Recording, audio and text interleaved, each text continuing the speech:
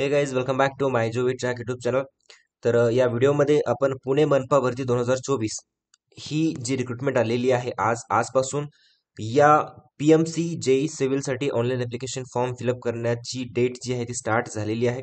तर त्याच्या रिक्रुटमेंट बद्दल आपण डिस्कस करणार आहोत. नेमके पॉईंट्स काय काय आहेत, इम्पॉर्टंट डेट्स काय असतील, एज लिमिट काय असेल, त्याच्यानंतर एज्युकेशन क्वालिफिकेशन काय असेल, तुम्हाला एक्सपिरियन्स लागेल किंवा लागणार नाही त्याबद्दल सुद्धा आपण डिस्कस करणार आहोत. त्याच्यासोबतच डिटेल्ड वॅकन्सी आणि एक्झाम पॅटर्न नेमका काय असेल आणि एक्झामचा सिलेबस काय असेल याबद्दल सुद्धा आपण डिटेलमध्ये डिस्कशन करणार आहोत. तर व्हिडिओ जो आहे तो शेवटपर्यंत पहा.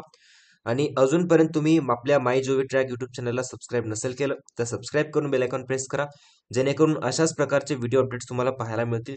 आणि जे आपण सिव्हिलच्या स्टुडंटसाठी एक डेडिकेटेड टेलिग्राम चॅनल बनवलेलं आहे, तर ते अजूनपर्यंत तुम्ही जॉईन नसेल केलं तर ते नक्कीच जॉईन करा. त्याची लिंक जी आहे ती डिस्क्रिप्शनमध्ये दिलेली आहे. आणि त्यासोबतच जर तुम्हाला टेस्ट सिरीजची प्रॅक्टिस करायची असेल तर नक्कीच माय जोवी ट्रॅक हे ॲप इन्स्टॉल करा.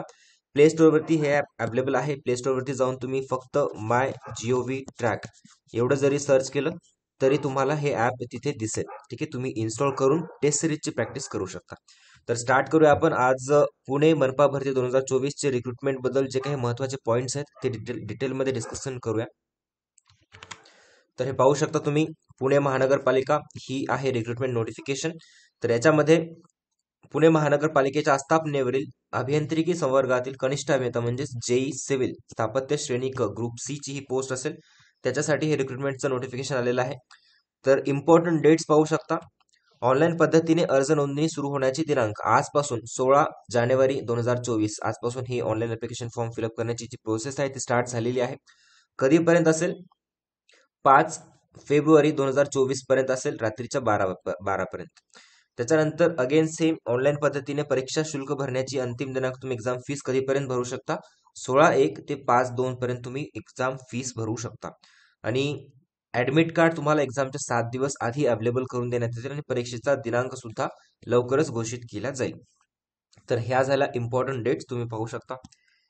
त्याच्यानंतर एकूण पदे किंवा टोटल डिटेल्ड वॅकन्सीज पाहूया आपण.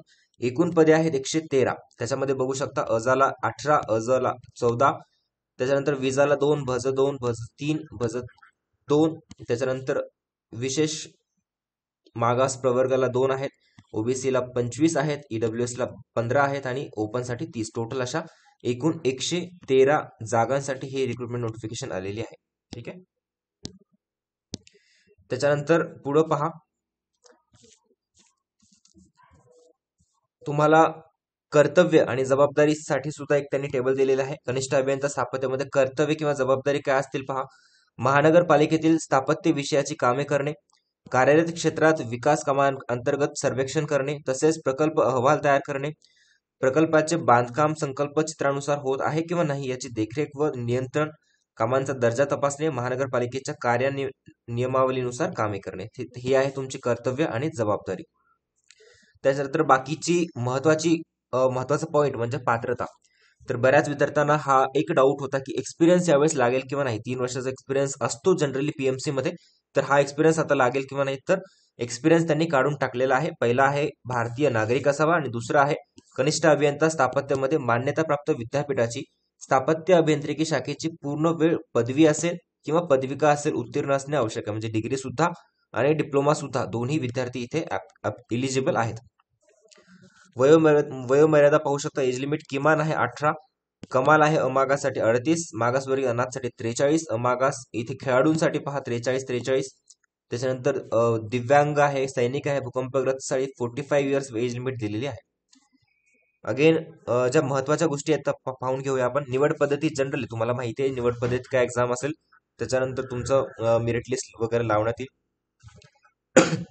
समान गुण धारण करणाऱ्या उमेदवारांची प्राधान्य क्रमवारी, म्हणजे जे प्रेफरन्स दिलं जाईल, तर तुम्हाला 2 विद्यार्थ्यांना समान गुण मिळाले तर त्याच्यानुसार म्हणजे अ ब क ड हे प्रेफरन्स आहेत, वाचून घेऊ शकतो तुम्ही. याची ही नोटिफिकेशन आपण आपल्या टेलिग्राम चॅनलवरती सुद्धा दिलेली आहे. ऑनलाईन ऍप्लिकेशन कसा फॉर्म फिलअप करायचा, फोटो साईज काय असली पाहिजे, ते सर्व काही यांनी मेन्शन केलेलं आहे. त्याच्यानंतर आपण पाहूया एक्झामचा पॅटर्न काय असेल. परीक्षेची संख्या 1, एका सत्रामध्ये ही एक्झाम होणार आहे. एकूण गुण आहेत 200. कनिष्ठ अभियंता स्थापत्यामध्ये विषय म्हणजे पहिला सेक्शन जो असेल तो मराठी, इंग्रजी, सामान्य ज्ञान आणि बौद्धिक चाचणी, रिझनिंग. 15 टोटल 60 प्रश्न असतील याच्यामध्ये. याचा दर्जा असेल 12वी पर्यंतचा दर्जा आणि माध्यम असेल मराठी व इंग्रजी. एकूण प्रश्न 60, एकूण गुण 120, म्हणजे एक प्रश्न तुमचा 2 मार्कांसाठी असेल. आणि त्याच्यानंतर टेक्निकलचं जे आहे ते 40 क्वेश्चन तुम्हाला टेक्निकलचे विचारले जातील. पदवी, पदविका या लेवल पर्यंत असेल आणि इंग्रजी भाषा असेल, म्हणजे लँग्वेज ऑफ पेपर इंग्रजी असेल. टोटल 40 प्रश्न, मार्क्स 80, तर टोटल असे 200 मार्कांचा हा पेपर असेल. ठीक आहे, 100 प्रश्न तुमचे 200 मार्कांसाठी. त्याच्यानंतर एमसीक्यू स्वरूपात प्रश्नपत्रिका हे एमसीक्यू स्वरूपात असतील ऑब्विसली, आणि प्रत्येक प्रश्नामध्ये 2 गुण असतील. आणि ऍडमिट कार्ड जे आहे तुमचं 7 दिवस आधी तुमच्या एक्झामच्या तुम्हाला अवेलेबल करून देण्यात येईल तुमच्या लॉग इन वरती. पुढची महत्वाची सूचना म्हणजे नॉर्मली कागदपत्रांबद्दल यांनी माहिती दिली आहे. जेव्हा डॉक्युमेंट व्हेरिफिकेशन होईल तुम्हाला किंवा ऑनलाईन ऍप्लिकेशन फॉर्म फिलअप करताना सुद्धा काही डॉक्युमेंट्स तुम्हाला तिथे अपलोड करावे लागतील. तर ते काय असेल ते तुम्ही पाहू शकता. जर तुम्ही रिझर्वेशन कॅटेगरीमधून अप्लाय करत असाल तर पाहू शकता इथे अर्जदाराची माहिती बरोबर असल्याचे स्वयंघोषणापत्र 1, त्याच्यानंतर तुमची पदवी किंवा पदविका असेल ते, एज लिमिट, ईडब्ल्यूएस मधून अप्लाय करत असेल तर ईडब्ल्यूएस सर्टिफिकेट तुम्हाला लागेल. आणि जर वेगवेगळ्या कॅटेगरीज मधून अप्लाय करत असाल तर तुम्हाला त्या रिझर्वेशन म्हणजे कास्ट सर्टिफिकेट लागेल. नॉन क्रिमिनल लागेल. पात्र दिव्यांगासाठी ते दिव्यांग सर्टिफिकेट असेल. माजी सैनिकांसाठी माजी सैनिक असल्याचा पुरावा असेल. खेळाडूसाठी खेळाडूचं ते स्पोर्ट्स सर्टिफिकेट असेल. अनाथ अगेन सेम सर्टिफिकेट. मराठी भाषाचे ज्ञान असल्याचा पुरावा लागेल तुम्हाला. लहान कुटुंबाचे प्रमाणपत्र, महाराष्ट्र राज्याचा आदिवासी असल्याबाबतचे प्रमाणपत्र, डोमिसाईल लागेल.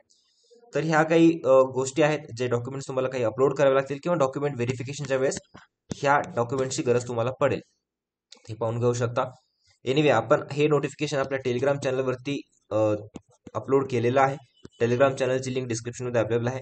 या व्यतिरिक्त सर्वात महत्वाचा पॉईंट राहिलाय तो म्हणजे एक्झामचा सिलेबस. तो आपण पाहूया आता. तर एक्झामचा टेक्निकलचा सिलेबस पाहणार आहोत आपण. बेसिकली ह्या सब्जेक्टवरून तुम्हाला एक्झाममध्ये क्वेश्चन विचारले जातील. तर पहिला सब्जेक्ट आहे बिल्डिंग कन्स्ट्रक्शन्स अँड मटेरियल्स. त्याच्यानंतर इंजिनिअरिंग मेकॅनिक्स किंवा अप्लाइड मेकॅनिक्स म्हणतो आपण. Strength of materials, theory of structure, structural analysis, irrigation engineering, steel structures, concrete technology. त्याच्यानंतर environmental engineering, highway engineering, construction planning and management, estimating, costing and valuation, surveying आहे, hydraulics and fluid mechanics आहे, geotechnical engineering आहे, docks, harbour and airports आहे, design of reinforced concrete structures, prestressed concrete. तर हा असेल तुमचा टेक्निकलचा syllabus. Marathi, इंग्रजी आणि रिझनिंगचा सिलेबस तुम्हाला माहितीच आहे, कारण रिसेंटली 2021-22 मध्ये सुद्धा ही एक्झाम झालेली आहे. ओके, तर एनिवे आपण आपल्या युट्यूब चॅनलवरती किंवा टेलिग्रामवरती सुद्धा हा सिलेबस अपलोड करणार आहोतच. त्याच्यानंतर तुम्ही ते सेव्ह करून घेऊ शकता. आणि काही डाऊट याच्या व्यतिरिक्त जर तुम्हाला काही डाऊट असतील तर तुम्ही कमेंट बॉक्समध्ये कमेंट करून विचारू शकता. टेलिग्राम चॅनलची लिंक जी आहे ते डिस्क्रिप्शनमध्ये अवेलेबल आहे. त्यावरती तुम्ही क्लिक करून टेलिग्राम चॅनल जॉईन करा. आणि टेस्ट सिरीजची प्रॅक्टिस करायची असेल तर तुम्ही MyGov ट्रॅक हे ऍप्लिकेशन इन्स्टॉल करू शकता. ठीक आहे, thank you so much for watching this video. Thank you.